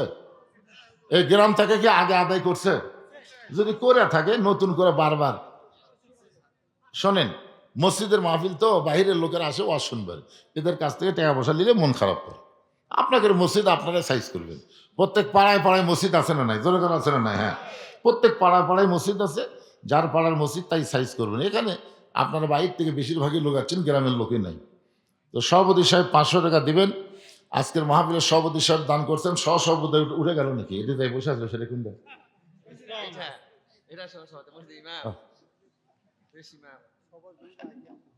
হ্যাঁ, জি জি জি, সেটা বুঝেছি। আদায় দেখলে বোঝা যায়।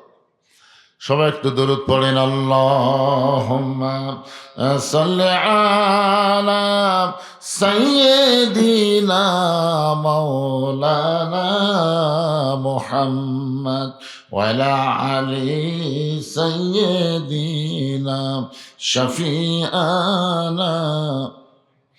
আমার মায়েরা যারা পর্দার অন্তর আছেন, মা, ইসলামের জন্য সর্বপ্রথম যিনি সব কিছু আল্লাহ রাহে দান করেছেন তার নাম হলো খাদিজাতুল কুবরা।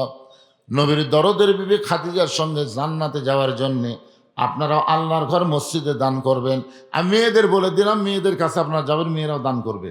আর আপনারা যারা ভিতরে আদায় করলেন এই ব্যাগগুলো নিয়ে টেজর চলে আসেন। এখনই আদায় শেষ করা দেওয়া হলো, এবার বেশি আদায়ের দরকার নেই, আগে আদায় হয়েছে। সভাপতি সাহেব বলছে যে আমাদের গ্রামে আগে আমরা আদায় করছি। তো যাই হচ্ছে, যেটাই হচ্ছে এটা আল্লাহর রহমত ইনশাল্লাহ। একটু জিকির করেন ভাইজান, জিকির করে আবার আলোচনা শুরু হবে। লা ইলাহা ইল্লাল্লাহ, জোরে লা ইলাহা। ভাইজান কোন গ্রামে? সাবেক কমিশনার ভাই আমার 1000 টাকা দান করেছে, আল্লাহ তার দানকে কবুল করেন। আল্লাহ নেক নিয়ত নেক আশা পরাক, আল্লাহুম্মা আমিন। অনেক অতিথির নাম আছে, বিশেষ অতিথি, আমন্ত্রিত অতিথি, এগুলো অতিথিগুলো দিছে না, আসেইনি, ঠান্ডার ঠেলা।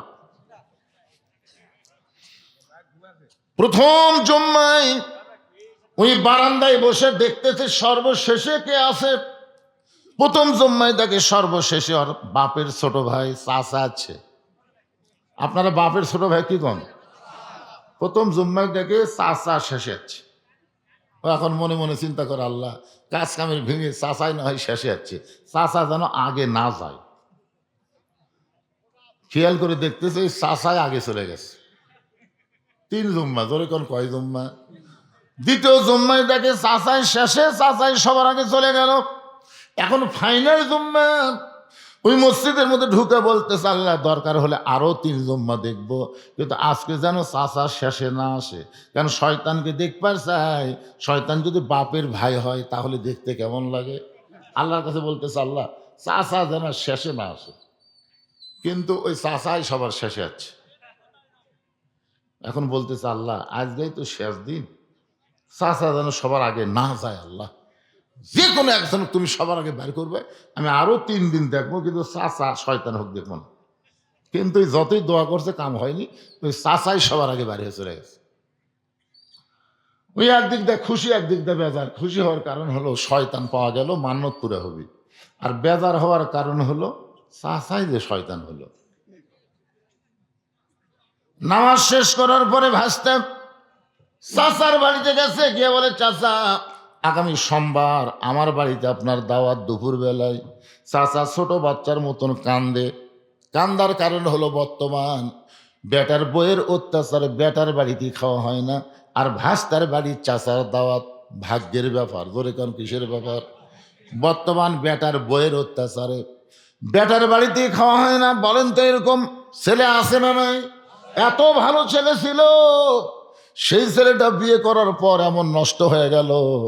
এই নষ্ট হওয়ার পিছনে কিন্তু আপনার ছেলের বউ, মানে বেটার বউ। জোরে কোন কার বউ? আরে আপনি কি দেখে বিয়ে করেছেন? আপনি কি দেখে আপনার ছেলের বিয়ে করাইছেন? আপনি কি ডিমান্ড নিয়েছেন? আমাকে এক ছেলের বাপ বলতেছে, হুজুর আমি বড় আশা করছি আপনাকে একটু সাথে লিয়ে আমার ছেলে বিয়ে করাবার চাই। তাই আমি বললাম, ভাই বরযাত্রী যারা বাপের কুপুত্র তারা, আমি যাবো না। বলে না হুজুর, একটা আশা করছি হুজুর। তো যাই হোক, বারবার কান্নাকাটি করার পরে আমি যাওয়ার জন্য রাজি হলাম। তো যাওয়ার সময় একটা গাড়ি চলে যাচ্ছি, ওই আমার ছেলের বাপ মোবাইল করে বলতেছে মেয়ের বাপকে, সাইডে একটু মোবাইল করে বলতেছে, এই আমাদের সঙ্গে কিন্তু বড় একটা বক্তা যাচ্ছে, তোমরা একটু পর্দার ব্যবস্থা করো। কিসের ব্যবস্থা করো? পর্দার ব্যবস্থা করো, কারণ এই বক্তা যা দেখবি তাই কিন্তু অবগত করবি। এই কথা শুনে তা আমি শুনবার পেলাম, কিন্তু কিছু করলাম না। যাওয়ার পরে দেখি মাশাল্লাহ সেই রকম পর্দা, মেয়ের এক সাইডে পুরুষের এক সাইডে, মাঝখানে পর্দা দিয়ে গলি করে দিছে। তো আমি এখন ছেলের বাপকে বলতেছি, ভালো জায়গাত বিয়ে করা চাই, ভালো জায়গাত, কি পর্দা বাড়ি। আসলে জায়গাটা খুবই ভালো, আমার মনে হয় বংশও ভালো। সাইড থেকে একজন বলতেছে, হুজুর এ পর্দা আপনার জন্যে। যেই বলছে আমার জন্যে, তখন একদিক দেখো খুবই খারাপ লাগলো। আমি কি এতই খারাপ যে আমার জন্য পর্দা? আমি কি বেপর্দা নারীদের দৌড়াতে ধরবো নাকি? তাহলে ওদের জন্য পর্দা না, আমার জন্য পর্দা। আবার একসময় মনে করলাম আমি হলাম পুরুষ মানুষ, পুরুষ মানুষের জন্য পর্দা লাগবেই। ধরে কোন কথা ঠিক কিনা? আলহামদুলিল্লাহ খুশি হলাম। যাক, কিছুক্ষণ পরে আমাদের বগুড়াতে নিয়ম আছে, বিয়ে করার আগে মেয়েকে কিছু ছেলের বাপ পরীক্ষা করে। আপনাকে এলাকাতে আছে তো? এরকম মেয়েকে নিয়ে আসলো, নিয়ে আসার পরে আমি বসে আছি, আমার সামনেই মেয়েকে প্রশ্ন করলো, মা তুমি কি আয়তাল কুরসি জানো? আমি চিন্তা করলাম কোরআনের সবচাইতে বড় আয়াত, গুরুত্বপূর্ণ আয়াত, পারবি? এই চিন্তা করতে করতে মেয়েটা আয়তাল কুরসি শুনাই দিল। সুবহানাল্লাহ খান। কিছুক্ষণ পরে এখন ছেলের বাপ বলতেছে, মা দোয়ায় কুনুত একটু বলো তো। আমি চিন্তা করলাম আমার মসজিদের অনেক মুসল্লি সূরা ইখলাস দিয়ে বেতের পড়ে, দোয়া কুনুত জানে না, হয়তো পারবি না। দেখি মেয়েটা দোয়া কুনুত পারলো। তারপরে ছেলের বাপ বলতেছে, মা সূরা হাসরের শেষ 3 আয়াত পড়ো তো। তো মেয়েটা যে হুয়াল্লাহুল্লাযী তাসবিহ হওয়ার কারণে আটকে গেছে, মানে একই হওয়ার কারণে আটকে গেছে। ছেলের বাপ খালি বলতে, হচ্ছে না ভালো করে কও। যতই ভালো করে কবার কয় ততই আটকে যায়। ছেলের বাপ বলতেছে, না হলো না। আমি বলো হলো, হয়েছে। আয়াতুল কুরসি পারছি, দোয়ায়ে কুনুত পারছি, আর এটা পারবি না? এই যাও মা, তুমি গোল্ডেন এ প্লাস, তুমি ফার্স্ট যাও। মেয়েটা যখন গেছে তখন ছেলের বাপুক বললাম যে আপনার ছেলে ক্লিয়ে আসেন। তখন আমাকে বলতে, হুজুর আপনি না আমাকে দলের লোক। আমি বললাম, পাগলা তোমাকে দলের মধ্যেই ছিলাম, কিন্তু যখন আমার বিচারকের আসনে বসায় মেয়েকে পরীক্ষা করলে তখন সিলেক্ট করা লাগবে না। কারণ এক পক্ষে বিচার করলে হবে না। ইন্নাল্লাহা ইয়ামুরুকুম আন তুআদ্দুল আমানাতি ইলা আহলিহা ওয়া ইযা হাকামতুম বাইনান নাস আন তাহকুমু বিল আদল। আল্লাহু আকবার। কিছুক্ষণ পর আনবেই না, জোর করে নিয়ে আসলো। আমি জিজ্ঞাসা করলাম, বাবা আয়াতুল কুরসি বলো তো। ছেলেটা বলতেছে, আয়াতুল কুরসি কি হুজুর? আমি আর বাবের দিকে তাকাই আছে, বাবের দিকে তাকাই আছে, বাপ খালি। আর বাবুক বললাম, কে রে ভাই, মেয়েটা আয়তাল কুরসি পারলো আর আপনার বেটা বলতেছে আয়তুল কুরসি কি হুজুর? এখন আপনি কোন এটা কে? ছেলের বাপ বলতেছে, বেটা না হুজুর, এটা পাটা হুজুর, এটা পুরো পাটা হুজুর, সারাদিন খালি ওগুলো বেড়ায় ঘরে, এই জন্যই তো বিয়ে করাচ্ছে হুজুর, বিয়ে করলে যদি ভালো হয়। ছেলের বাপ নিজেই বিয়ের অনুষ্ঠানে বলতেছে এটা বেটা না, এটা হলো পাটা। তো আপনাকে এলাকার ছেলেদের খবর কি ভাই জান? শোনেন, ডিমান্ড নেবেন না, মহারানা নগদ দিবেন। ডিমান্ড যদি না নিয়ে মহারানা নগদ দেন, আপনার বেটার বউ কোনোদিন বউ দরজাল হবে না, আপনার বেটার বউ বৌমা হয়ে যাবে। ধরে কোন ঠিক কিনা? বৌমা দেখবেন বাপ মায়ের চাইতে শ্বশুর শাশুড়িকে বেশি ভালোবাসবে। কিন্তু আপনি ডিমান্ড নিয়ে বেটারে বিয়ে করাইছেন, মহারানা এখন পর্যন্ত দেয়নি, এখন পর্যন্ত মহারানা দেয়নি, বাচ্চা কাচ্চা হয়ে গেছে। মহারানার খবর কি? দিম হুজুর, কি হবে? আল্লাহ রাসূলের জামাতা হযরত আলী সবচাইতে গরিব মানুষ, সে আলীর মহারণা নগদ, জোরে কর সুবহানাল্লাহ। মহারণা বাকি তো আর কোনো কথাই নাই, কিন্তু আমাদের বাংলাদেশে নগদ মহারণা হয় না। একটু মনোযোগ দিয়ে শুনবেন। মুরব্বী কান্দার বলে, বর্তমানে বইয়ের অত্যাচারে বেটার বাড়িতে দাওয়াত হয় না, আর তুই চাচা হয়ে আমাকে দাওয়াত দিলি, দিন যাবো, কোনো টেনশন নাই। এখন স্বামী আসে বউ বলতেছে, তোমার বেটার আর কোনো টেনশন নাই, শয়তানক দাওয়াত দিয়াচ্ছি। বউ বলতেছে, শয়তানের সাইজ কিরকম? তুমি যে শয়তানক দাওয়াত দিলে তার সাইজ কিরকম? স্বামী বলতেছে, খবরদার, সোমবার দিন দুপুরবেলা শয়তান আসবে, তুই একটা কথা তার বলিস না। তুই কথা বললে শয়তান যদি না খায় ফেরত যায়, তোর বেটা কিন্তু বাঁচবি না। এমন শর্ত দেওয়া দিছে। এখন সোমবার দিন চাচা ভালো পোশাক পাতি পরে বের হয়েছে, রাস্তার মধ্যে মুরব্বীদের সঙ্গে দেখা হয়। মুরব্বীরা বলে, কোথায় যাবা? বলে, ভাস্তা দাওয়াত দিছে। সমস্ত মুরব্বী বলে, বেটার বাড়িতে বাপের দাওয়াত হয় না, আর তুই ভাস্তার বাড়ির দাওয়াত পাইবি, তোর ভাগ্য ভালো। ওই বকর থাবা দেখে আমি হলাম সেই চাচা। এখন দরজা দিয়ে বলতেছে, আব্দুল্লাহ, আমি চাচা দরজায়। বউ দৌড়ে গিয়ে স্বামীর কাছে বলতেছে, তুমি না কইলা শয়তান আসবে, কিন্তু যেভাবে ডাকতেছে মনে হয় তোমার বাপের ছোট ভাই। স্বামী আঙ্গুল তুলে বলতে, তো কইনি, চুপ। যদি বেটায় বাঁচাবার চাস জবান যেন খুলিস না। যেই মাত্র চাচা বাড়ির মধ্যে আইছে, বাড়ির মধ্যে ঢুকেই বলে, বেটা আমি একটু দোয়া করবার চাই। আব্দুল্লাহ ভাস্তা বলে, দোয়া না, আগে খাওয়া, আগে খাওয়া দাওয়া করেন তারপরে দোয়া। কারণ ভাস্তা জানে শয়তান যদি দোয়া করে দোয়া উল্টা হবে, এই জন্য আগে খাবার দেয়। আর বইয়ের কাছে বারবার বলতে যে, খবরদার কিছু বলিস না, এটাই শয়তান, এরে খাওয়াইলে ইমান্নত পুরা হবে। বউ বলতে যে, কেমনে শয়তান? বলে, পরে বলবো, আগে কামটা হয়ে যাক। খাওয়া দাওয়া যখন শেষ হয়ে গেছে, এমন সময় চাচা বলতেছে, বাবা আমি একটু দোয়া করি, এত টাকা খরচ করে তুই চাচারে খাওয়াইলি, আমি একটু দোয়া করি। ভাস্তা হাতে ঠাসি দিয়ে বলতে, শয়তানের দোয়ার দরকার নাই। চাচা বলে, শয়তান মানে? বলে, শয়তান মানে আমার হুজুর কইছে, আমার হুজুর কইছে জুমার দিনে সবার শেষে আসে আগে যাবে। এই কাম যদি লাগাতার 3 জুম্মা করে, তাহলে সে শয়তান, তাকে এক সন্ধ্যা খাওয়ালি মান্যত পুরা হবে। কারণ বেটা হওয়ার পরে নিয়ত করছি, আল্লাহ আমি শয়তানকে এক সন্ধ্যা ভাত খাওয়াবো। এটা শয়তান খুঁজে পাচ্ছি না, আপনি যে শয়তান, এটা হুজুর না করলে তো আমি বুঝতাম না। চাচা বলতেছে, কয় জুম্মার কথা কছে? বলে, 3 জুম্মা। আমি যেদিন থেকে নামাজ শুরু করছি সেদিন থেকে একই কাম করতেছি, সবার শেষে যাই আগে আসি। ব্যস্ত করি, তাহলে কি হলো রে? 3 জুম্মা যদি শয়তান হয়, তাহলে 100 জুম্মাত কি হবে? 200 জুম্মাত কি হবে? যারা এখানে জুম্মা নামাজ পড়তেছেন ভাইজান, 5 ওয়াক্ত পড়েন না, আপনাদের খবর কি? হাসির কথা না। মসজিদের উন্নয়ন কল্পে মাহফিল। মসজিদের উন্নয়ন মানে মসজিদ টাইস ফাইস দিয়ে সেরকম সাইজ করা না। মসজিদের উন্নয়ন হচ্ছে মুসল্লি কালেকশন করা। জোরে কথা কন না কেন? মুসল্লি কালেকশন হবে জুমার দিনে। ইমাম সাহেব খুতবা দেবে। ইমাম সাহেব যখন খুতবা দেয়, ওই খুতবাটা আমাদের বাংলাদেশে বিশেষ করে হানাফি মাযহাবের মধ্যে আরবিতে খুতবা দেয়, মুসল্লি বুঝবার পারে না। এই জন্য খুতবার আগে বাংলা দিয়া ওই খুতবার উপরে তাফসির করে বোঝানো দরকার। জোরে কোন ঠিক কিনা?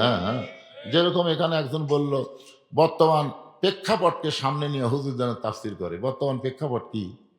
12ই ফেব্রুয়ারি। বর্তমান প্রেক্ষাপট কি? 12ই ফেব্রুয়ারি। 12ই ফেব্রুয়ারিতে হয়ে যাবে। আপনি কাক দিবেন? আপনি দিবেন আপনার আমানতটা কাক দিবেন? আপনার আমানত, এত বড় ভোট, আপনার যে আমানত আল্লাহ আপনাকে দিছে, এটা কি আপনি দেখে শুনে দিবেন না? আজকে তো আমাদের এলাকায় মিছিল হচ্ছে, আমার ভোট আমি দিব, যাকে খুশি তাকে দিব। যাকে খুশি তাকে দিবার পারবেন না তো। আমার ভোট আমি দিব দেখে শুনে বুঝে ভালো মানুষকে দিব। জোরে কোন কথা ঠিক কিনা? ভালো মানুষকে দিব। এই ভালো মানুষ যত ভালো কাজ করবে, ওই ভালো কাজ করার কারণে সবের একটা অংশ আল্লাহ আমার আমল নামার দিবে। আর খারাপ মানুষকে দিবেন, ওই যত চুরি চামারি করবি, ওই আমল নামার মধ্যে পাপ ঢুকবি। হাসের ময়দানে দেখবেন আপনার আমল নামার মধ্যে বস্তা আছে, সিমেন্টের রড আছে, ইটে আছে। কেরে? আমি জীবনে মেম্বার চেয়ারম্যান হইনি, আমার আমল নামাত বস্তা সিমেন্ট ইট কেন? পাগলা, তুই তাকে ভোট দিস, তুই মারিছে। তুই মারলে খালি ওর মারা হলো, তোর মারা হলো না? তুই যে সাক্ষী দিলি। এই জন্য বর্তমান প্রেক্ষাপট হলো সামনে নির্বাচন, দেখে শোনা কাম সারা লাগবে। জোরে কোন কথা ঠিক কিনা? এই নির্বাচনটা যদি কোরআনের পক্ষে হয় তাহলে নামাজের জন্য কোনো ওয়াজ করা লাগবে না। নামাজ 5 ওয়াক্ত সংসদ থেকেই পাশ হয়ে যাবে। আল্লাহ কোরআনে বলেছেন আল্লাযীনা ইম্মাক্কান্নাহুম ফিল আরদ, মুসলমানের মধ্যে কাউকে যখন ক্ষমতা দেওয়া হবে তার 1 নম্বর দায়িত্ব হলো আকামুস সালাত, নামাজ কায়েম করো। বাদান একটু খেয়াল করবেন, ফাসাল্লি রব্বিকা 1 নম্বর হলো নামাজ, ওয়ানহার 2 নম্বর কুরবানি। আমি 2টা আমল যারা করতে পারবে তারাই পান করবে হাউজে কাউসারের পানি। এখন আপনারা বলেন এই কুরবানি মানে গরু খাসি কুরবানি না, এই কুরবানির নাম হলো ওসমান হাদি। এই কুরবানির নাম কি? আকাশেতে লক্ষ তারা, একটা চাঁদের আলো, 1000 কোটি মানুষের চাইতে একজন ওসমান হাদি ভালো। এই কুরবানি মানে বাতিলের সঙ্গে আপোষ করা না। এই কুরবানি মানে বাতিলের সঙ্গে আপোষ না করে হকের পক্ষে প্রয়োজন হলে নিজের জীবন দেওয়া লাগতে পারে। ধরে কথা কন না কেন? এই জন্য একটা গানও আছে, ইমানের দাবি যদি কুরবানি হয় সেই দাবি ঘরে বসে থাকা নয়। ইমানের দাবি হলো কিছু বিনিময়, সেই বিনিময় যদি কলিজার ঘাম হয়, এই ঘাম দিতে যেন তৈরি থাকি। ওগো দয়াময় আমার আল্লাহ দয়াময়। আল্লাহু আকবার। আল্লাহ তাআলা আমাদের সকলকে এই নামাজ আর কুরবানি আমল করে হাউজে কাউসারের পানি যেন পান করতে পারি। আল্লাহ কবুল করুক, জোরে কোন আমিন। ইয়াকুব ইউসুফের যখন মিলন হলো ওই সময় বাপ এবং ছেলে মিলে 2-3 রাকাত নামাজ আদায় করলো। এই 3 রাকাত নামাজটা আল্লাহ মাগরিবের নামাজ হিসেবে আমাদের দিয়ে দিল। মাগরিবের নামাজ অল্প সময়ের মধ্যে জামাতের সঙ্গে আদায় করলে ইয়াকুব ইউসুফের সমপরিমাণ সওয়াব আল্লাহ আমাদেরকে দান করে দিবে। আল্লাহ। আমি আজকে আসলেই শারীরিকভাবে আনফিট, অসুস্থ, সেটা আমার ওয়াজ শুনতে গিয়ে আপনারা বুঝতে পারতেছেন।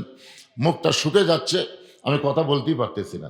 হঠাৎ হয়তো ডায়াবেটিসটা বেড়ে গেছে, যার কারণে মুখে আর কোনো রস নেই। তাও 2 ঘন্টা আপনাদের সামনে আলোচনা করলাম। বক্তা এবং শ্রোতা সবাইকে আমল করে ফজরের নামাজ আমরা যেন জামাতের সঙ্গে আদায় করতে পারি। আল্লাহ রাসূল বলেছেন ফজরের